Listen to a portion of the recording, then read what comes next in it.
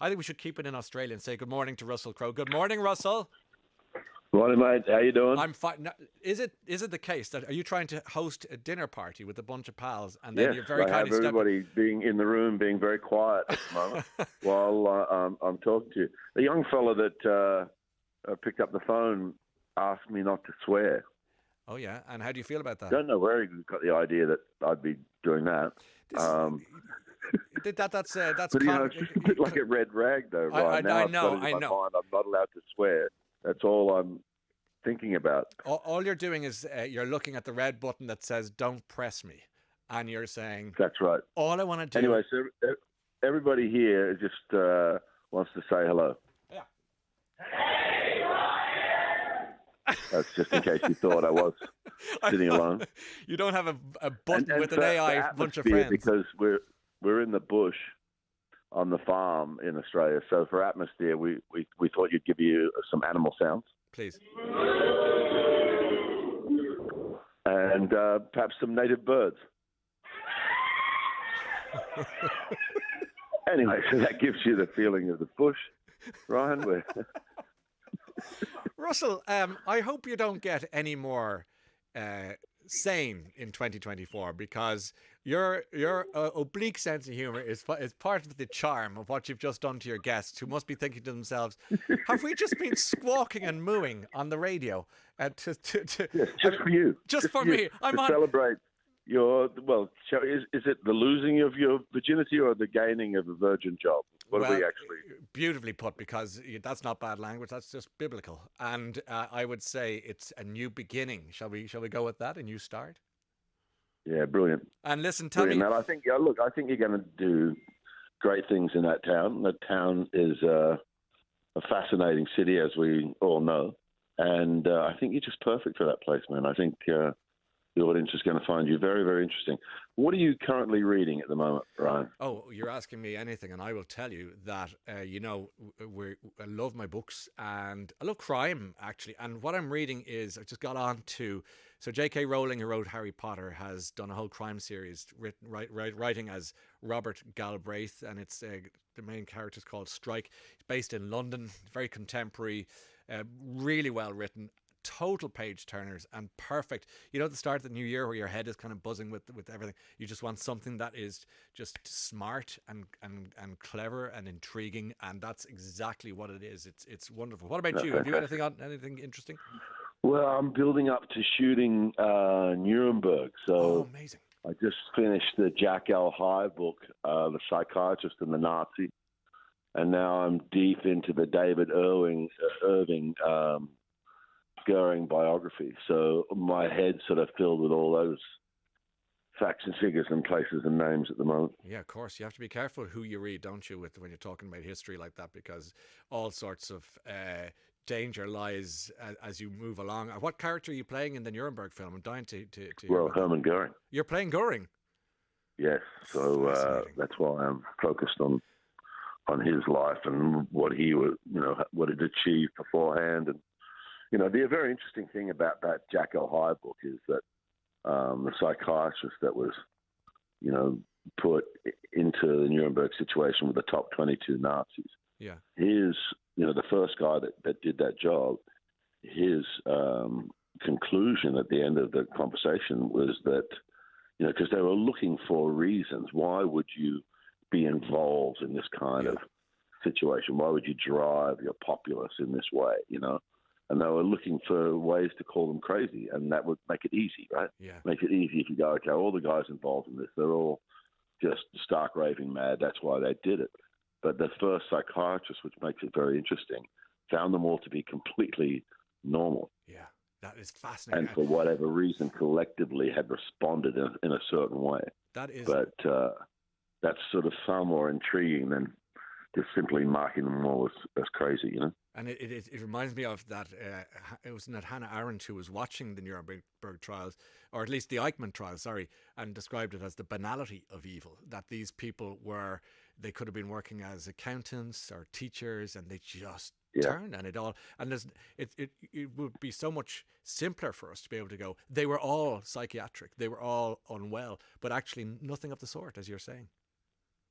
Yeah, very, very odd situation that history sort of, the burn of the First World War and the Treaty of Versailles and how that affected German nationalism and the resentment that caused and what grew out of that.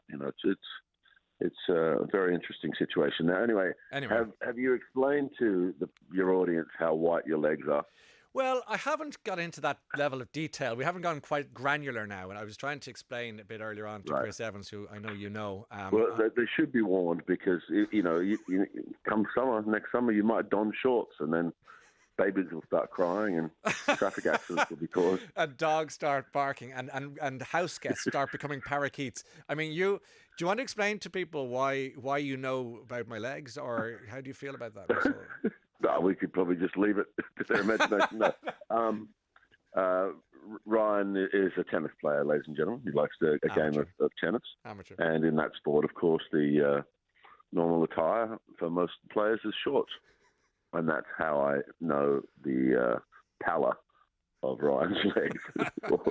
Or perhaps should be lack thereof. And I will thank you for that insult. And I will echo your unpleasantness by saying by not emphasize it, by saying when I came out onto the tennis court one day and you said, looking at me and shouting to the assembled, it was a sextet, there were 6 of us in total, the other 5, you said, could somebody ask Ryan to turn his legs down?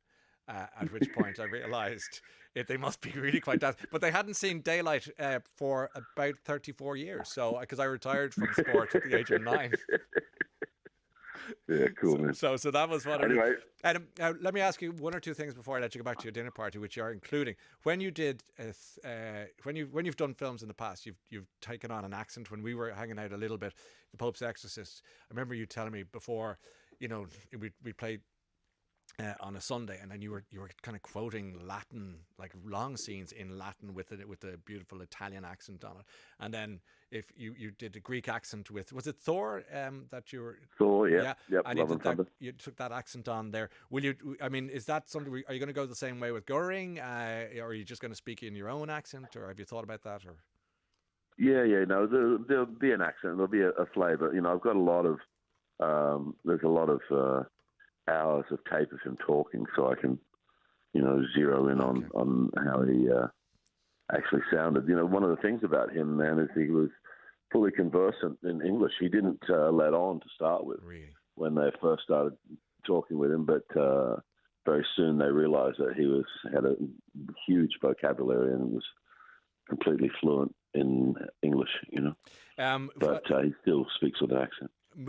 Pivoting slightly to the other side to your career, which I know you love. I often think, I don't know you that well. I don't want to assume anything, but I sometimes get the impression that you nearly love the singing and performing as much, if not more, than acting. Well, it's a funny thing because I have a great love for my day job. I love acting, and I love how you can construct a character and you build on information and et cetera, et cetera. I love the exactitude of a camera and how you can really bring people along on the journey, but I suppose in a way it's a little bit like if there was a sport analogy, then it's a solo pursuit.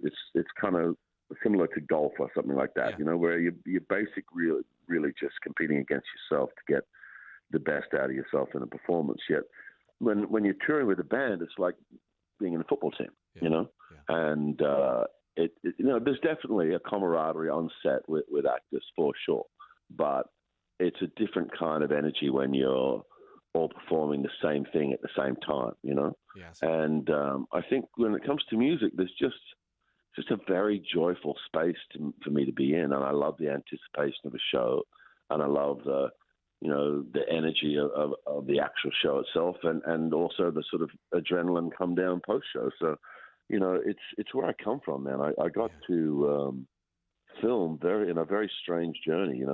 It begins with being a nightclub DJ, and then performing as on the same sort of club stages, and then touring with bands, and then I got into musical theatre, and somehow I get to film from musical theatre. So it, that stuff, it never goes away. You'll hear Hopkins or whatever will, between films, or you still want to do a series, a season, of King Lear or something, and that re-energized him, because that's where he came from. For me, I come from performing in pubs and clubs and concert halls, so to me it kind of refills the tank. Loved your Javert in Les Mis. I just thought you brought a lovely intensity to it. Loved it. Anyway, Indoor Garden Party is the band, and are you going to be playing back in London, or is that the plan, or Europe generally? Yeah. We'll be doing some shows at the end of June and the beginning of July. Great. In the UK and Ireland, and I think we'll be doing a few shows on the continent, in Italy maybe, and then we're booked in Paris too for a night early July. So it's going to be some cool shows coming up. You need to get back to your dinner party. 2 questions relating to that, and then we're gone. 1, what are you serving, or have you served? What's for dinner? Dinner's over. Hold on, I'll go and find the menu. I can get you the menu. Yeah, yes, hold please. on a sec. Do you actually have a printed out menu, or? Sorry, I'm stepping over staff lying on the ground because they're trying to be quiet. Beaten as usual. Okay, so tonight's main course was eye fillet beef tataki, caramelized onion, crispy garlic, and ponzu. Japanese scallops, teriyaki, broccolini and spinach gourmet and toasted sesame, zucchini miso glazed crispy tempura, and of course the short grain steamed rice. Which you had absolutely nothing to do with preparing, but nevertheless you can read a menu and read it with skill. Is the bar open? The bar is not open right now because we're all sitting in anticipation of we're all down in the dining room. Just we're going to have a quiz tonight. What? You absolute nerd. Absolutely. No, I'm the quiz master, so I just take all the guilt and aggression from the participants. What are you? What are the categories, or how have you decided to run the quiz? This one is quite far-ranging. Tonight's going to cover sport and politics and just general knowledge. Okay. Be about 50 questions. Okay, good on you. You've had a long few days now, and now it's quiz time. I like that. I'm going to let you go and get involved with your quiz. You're very good to take our call this morning. We were getting smashed off our heads on tequila, but tonight's quiz night, so things change. Listen, I'll say this quickly because I did mention it a bit earlier on. When one of the nights we went out after the Late Show, and it was you're a good man for your tequila, and I'll take a pint of Guinness, but also you're Russell Crowe and I'm me. I think I survived about 3 or 4 drinks, and you were I was carted off. But it's a different. What's the tequila of your dreams? I drink a thing called Clase Azul. From what part of the world? It's Mexican. It's a 20-year-old reposado. Real deal. Yeah, okay. But if we're speaking about alcohol, we should be talking about great investment I made a few years ago when working in Ireland. Oh, indeed. Small company from the north. Yes. There's ladies and gentlemen, if you're listening still, there's a little town in the north of Ireland called Muff. Yes, I know it well. And there was this man called Phil McLennan. He was a potato grower, and he used to make poachine, which is sort of like an Irish white lightning, out of his spare potatoes, shall we say. Yeah, poachine, like moonshine or what have you, yeah.